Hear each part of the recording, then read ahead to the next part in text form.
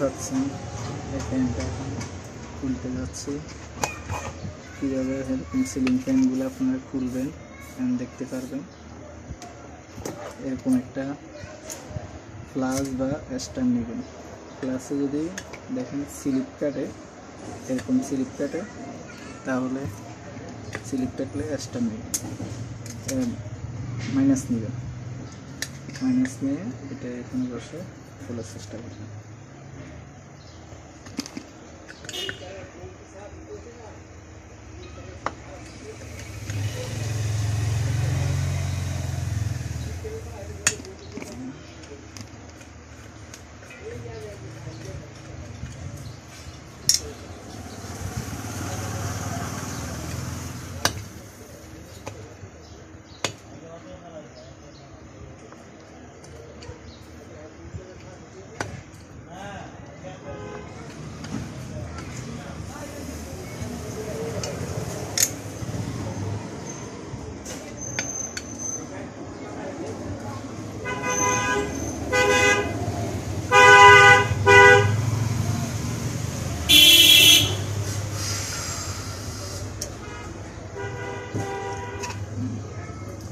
এরকম খোলার পরে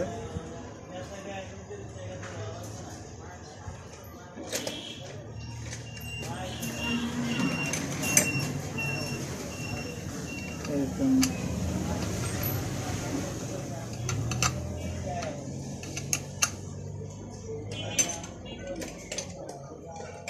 ডালি নেবেন, 15 নম্বরের ডালি নেবেন। ডালি নিয়ে এটার নাম ডালি, এটা 14 নম্বরের ডালি নিয়ে এটা খুলে নেবেন। আর এগুলো এক জায়গায় কালেক্ট করে নেবেন। তারপরে আমার টেবিলে যায় এখন, এই জন্য একটু ভিডিও দেওয়া থেকে অ্যাভয়েড থাকে, বুঝছেন, সমস্যা সম্মুখীনের কারণে।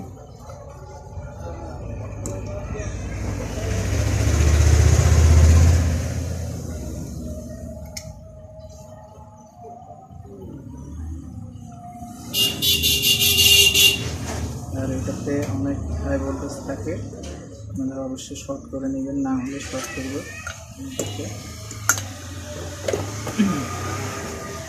ভাই আমি এখনও নিজের ভাষায় কথা বলি, তো নোয়াখালীর ভাষায় কথা বলি, শুদ্ধ ভাষা একটু কমে বলি, কিন্তু আমার জন্ম ঢাকা।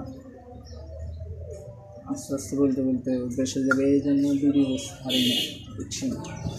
এসব কারণে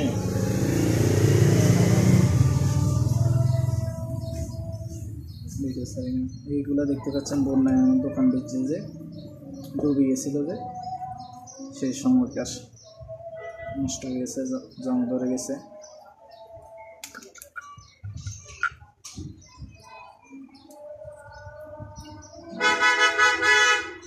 অবশ্যই ক্যাপাসিটারটা তুলে নিতে হবে, নাহলে হবে না।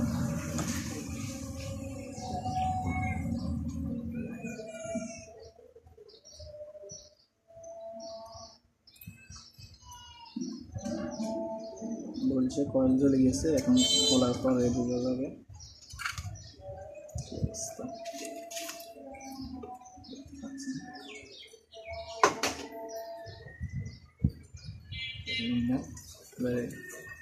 এরকমভাবে আমরা ওভাবে বাড়ি দিয়ে নেবেন।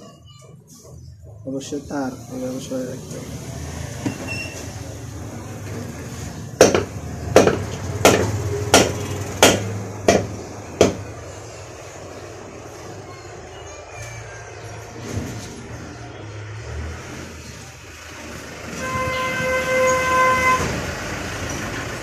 আর যদি না তুলে ওভাবে বডিতে হালকা একটু টোকা দিয়ে নেবেন। এটা আর খোলা হয় নাই তো, ফার্স্ট টাইম খোলা হচ্ছে, তো বেশি টোকা দেবেন না।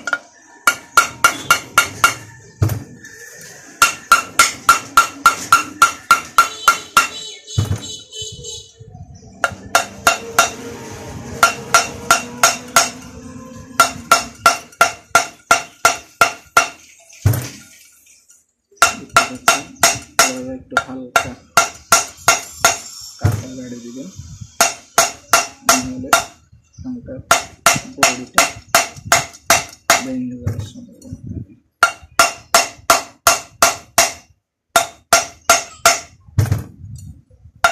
লিকুইডটা অনেক লম্বা হতে যাইতেছে, দেখতে পাচ্ছেন এখন একটু করে সিলটা খুলতেছে।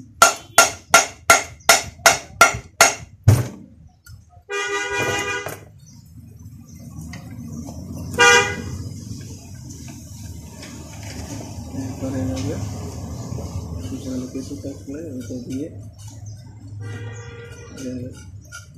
আলগা করে। আর আমি তো অনেক 1.5 পাউন্ডের মাতুল দিয়ে বাড়িয়ে দিতেছি। এগুলা সবসময় হালকা মাতুল রাখবেন, হালকা মাতুলটা নষ্ট হয়ে গেছে, ডাঁট ভেঙে গেছে, এই জন্য হালকা মাতুলটা ব্যবহার করতে পারতেছি না।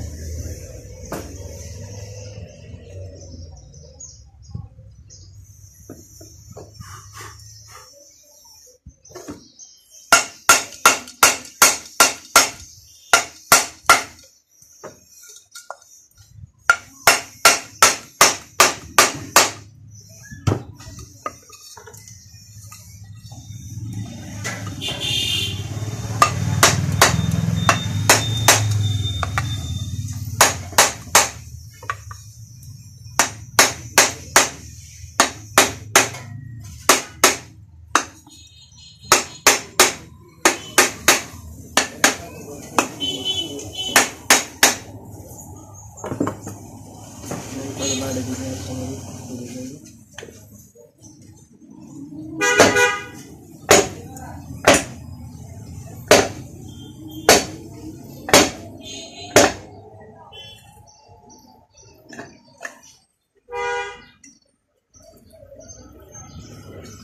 এক পাঙ্খা এক সিস্টেম করছে।